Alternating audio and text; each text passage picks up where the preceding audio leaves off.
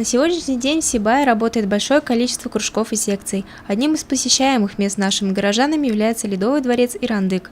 Учебный год здесь начнется с 1 сентября, но уже сегодня спортивные секции активно ведут свою работу.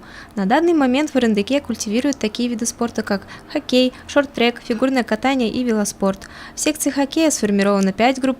В этом году собирается новый состав детей 2011-2012 годов рождения. Фигурным катанием занимаются 3 группы, в шорт-треке 2, в секции велоспорта 1. Стоимость занятий за один месяц колеблется от 500 до 1000 рублей. По подсчетам методистов, в новом учебном году Ирандык будут посещать порядка 250 детей. Для взрослого населения работает тренажерный зал «Титан», в котором занятия ведут опытные инструкторы. Имеется хореографический зал, где проводят репетиции танцевальные коллективы города, такие как «Вертикаль», шоу-группы «Эйфория», «Будур», группа черлидинга.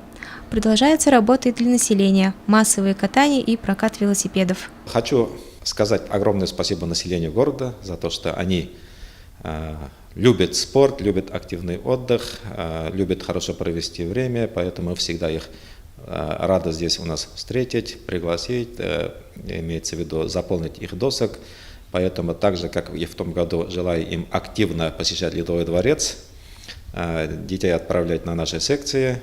Мы всегда рады, чтобы каждому было в нашем городе хорошо. Август подходит к концу, и сибайцам стоит подумать, куда выплеснуть энергию, накопившуюся за лето, чем занять ребенка в школьные будни и как разнообразить досуг на выходных. Все зависит от предпочтений каждого из вас, будь это бег или хоккей, главное быть здоровым и примером для остальных.